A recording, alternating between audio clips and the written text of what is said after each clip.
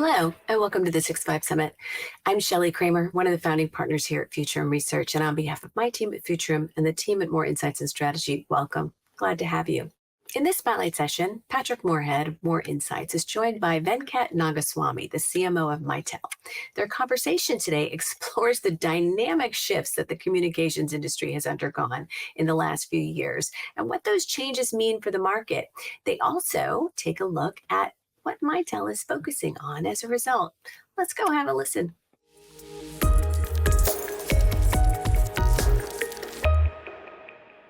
Venkat, welcome to the 6-5 Summit, and thank you so much for coming on here. I really appreciate that.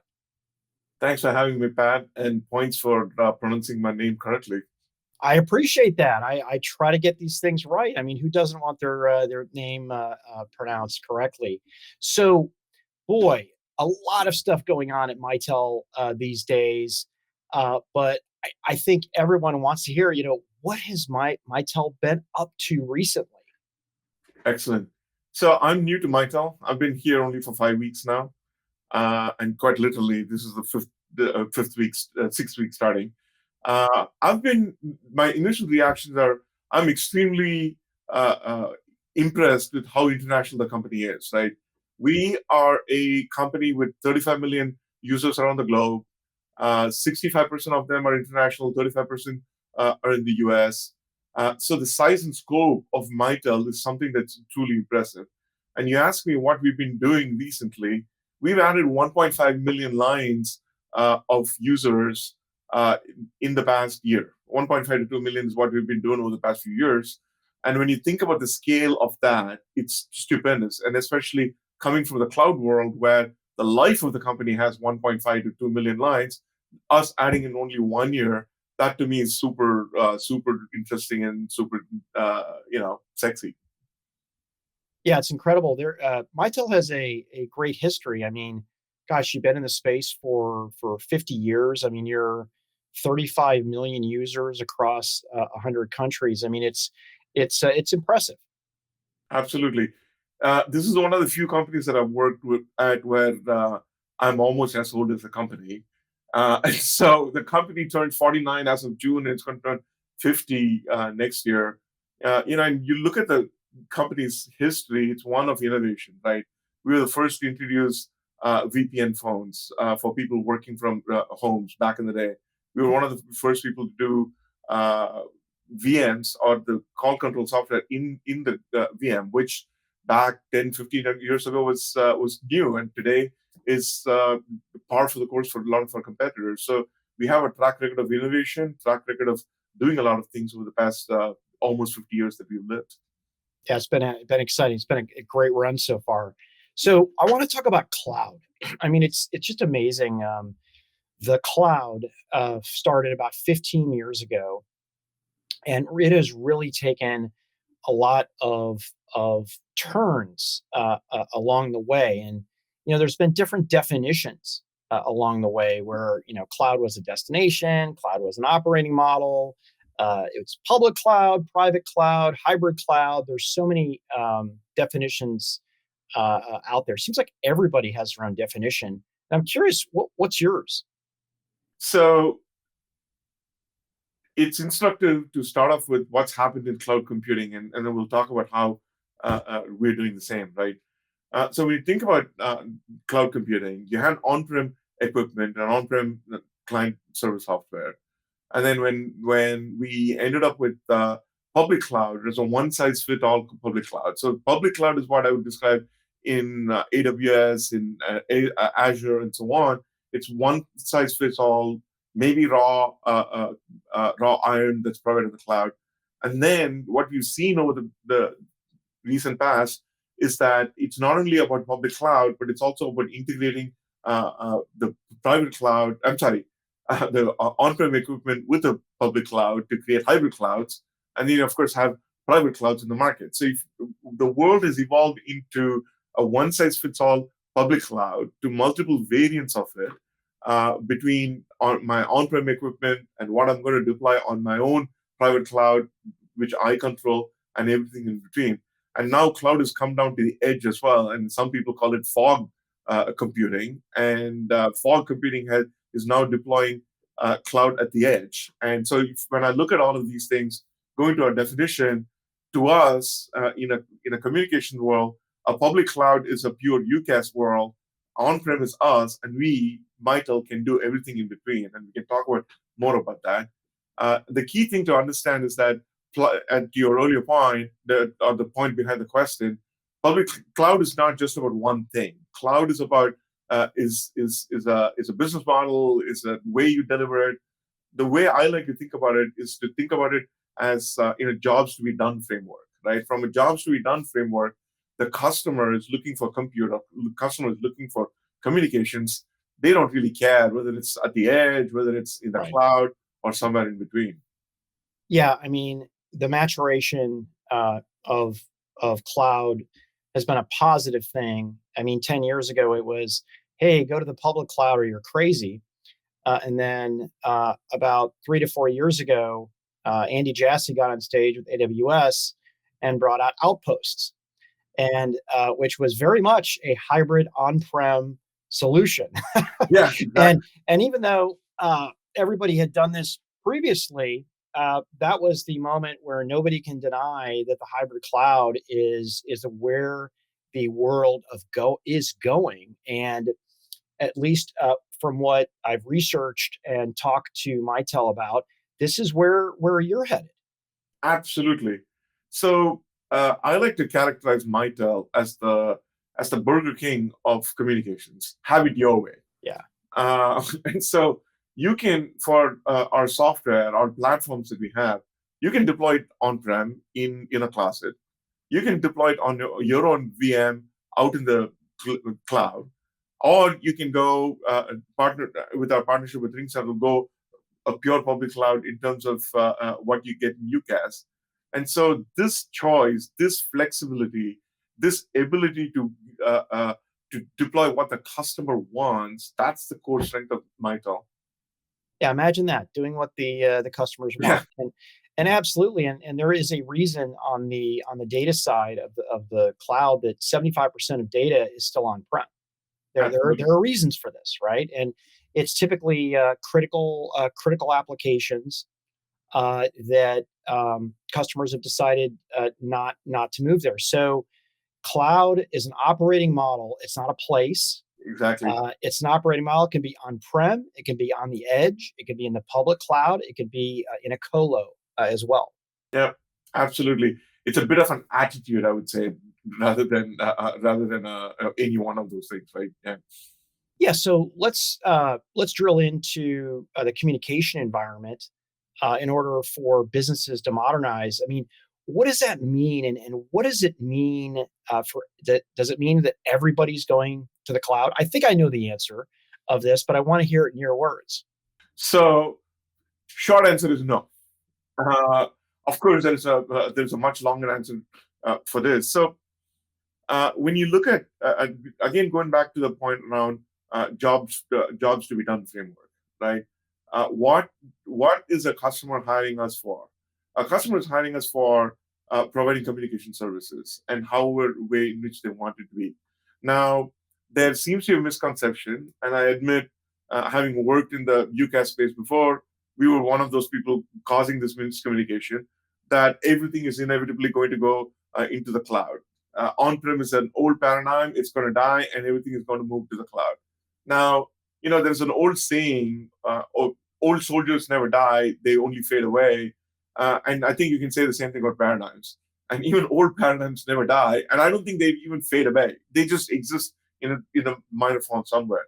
So anyway, so when you think about it in jobs to be done, and when you think about different paradigms, customers are asking us to do different things. Today, the world is a hybrid world. You need to have people on your premises and people working remotely. Now, my former colleagues at McKinsey, they had a report coming out when COVID started. Only 20% of workers in the US are knowledge workers who can work from anywhere. You, me, Pat, we can do our jobs from anywhere. 50% of people cannot even, it's not even an option for them. And the rest are somewhere in between. So it is a hybrid world. So you need to have what the customers are asking for is a communication that allows them to do all of these things. And again, when you think about it, coming back from the customer standpoint, that cannot be one answer. That needs to be everything in between. It is about people who want to provide on-prem conversations. There are people who want to be remote, and for them, UCaaS is a perfectly good solution. And Mitel, we can offer everything in between. I actually love that analogy that you just used, and I might steal it and use it as my own. Maybe I'll give you credit, Venkat. But listen, if yeah, I've learned a lot of lessons over my 30 years in tech, and one of them is technology is a study of ands, not ors. Absolutely. Okay, everybody loves to dish on the mainframe, mini computers, on-prem servers, PCs, and what happens is none of them go away. What they do is transform, and they find a way to keep adding value. And back to your hybrid work example, it's a great example. I mean, there was this notion that everybody everywhere was going to work remotely, and that was kind of crazy. But what what we've learned from hybrid work, I think, leads us into what it takes to do communications like this. And one of them, and it's harder. It's harder to have hybrid than all on-prem or all remote. So it really is a transformation exercise. And I'm curious, what do you see your role in this transformation exercise to hybrid? Absolutely. So let me illustrate this with my wife's use case, right? So she's a professor at City College in San Francisco. I point here as if you can see I'm pointing to City College. But anyway, I trust you. yeah. So she teaches. When COVID hit, they had to switch into a remote model immediately, right? And all the teaching was done over video. And then now they've gotten back into an on-prem world, and it's in between. And some classes are done on campus, and some classes are done off campus.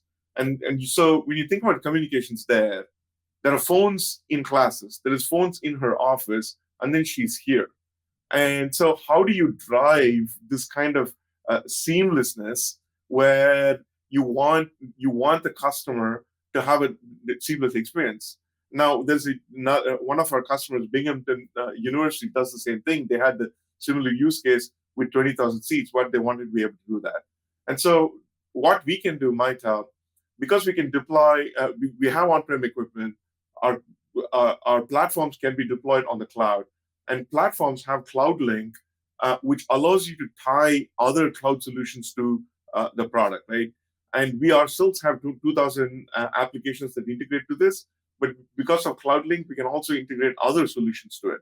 So what this allows you to do, again, starting from a customer standpoint, it allows you to A, have different use cases, B, allows you to have different management use cases, because some people might want to manage everything on-prem, some people want to manage things in AWS. We can manage all the applications together and ensure security and so on and so forth, right? So when you bring all of these things together, digital transformation is about enabling businesses to execute what they're looking to do and fulfill their mission, and allowing them different tools. They can customize whatever they need to do to execute what they want to do. So anyway, so that's where Mitel can do, because again, we are the Burger King of UC, where you can have it your way. So I want to get a little specific here, maybe for those who are unfamiliar with your portfolio.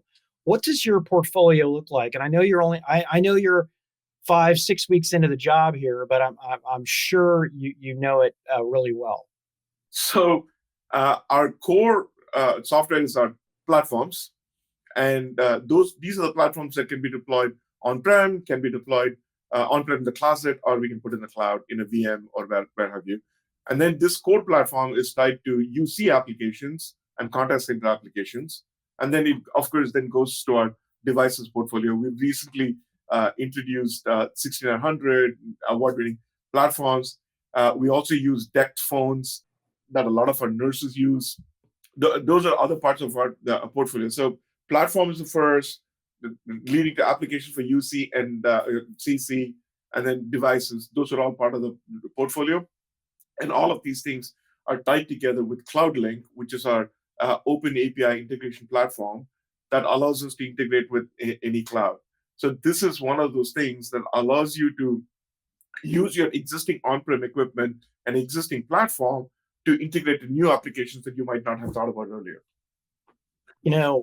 This sounds so much like what customers are doing on the data side of compute and storage. I mean, it's not like this is the first time anybody's doing this. So I think that would give confidence to your customers as well. It's not like this is the first time somebody has gone hybrid. There are hundreds of thousands, if not millions, of customers doing that. So from a risk standpoint, hopefully it makes them feel low. So we all agree that on-prem, edge, colo, and the public cloud is part of this entire hybrid piece here. So can you talk about your partnership with RingCentral?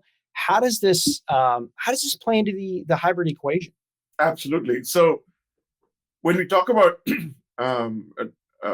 have it your way, one of have it your way is having everything in a public cloud, and that's where our RingCentral partnership comes in, right?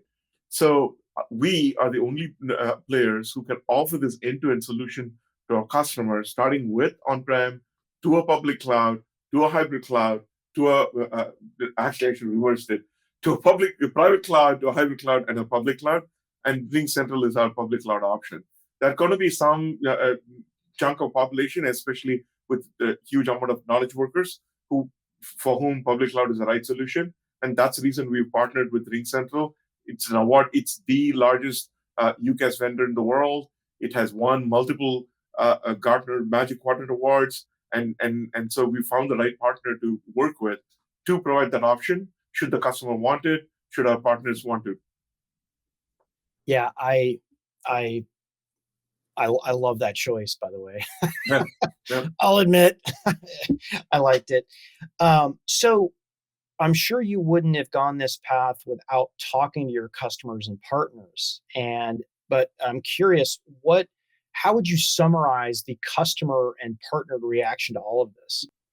Actually, it's been great. So our partners and customers have been asking for award-winning, leading platforms for every use case that they want, and this allows us to provide that.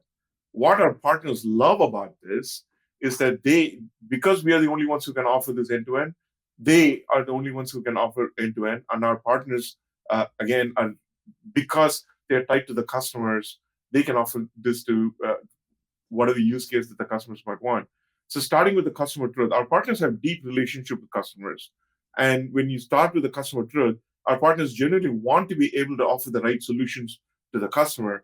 And often, historically, many partners, not us, but other vendors and us do to some extent, we were not providing all the tools to the partners to be able to do that. But today, because of this choice, because of CloudLink, because of RingCentral partnership, our partners can do this. And therefore, it puts them at an advantage to solve the problem that the customer is looking for them to solve. Venkat, this all sounds great. I'm curious, how far are you down the development curve of what you've talked about? Is this something that is all ready today? Is this all going to be ready, at the end of the year, next quarter? Where are we in that process? You can call our partners today, and you can get it. And so our partnerships are going well.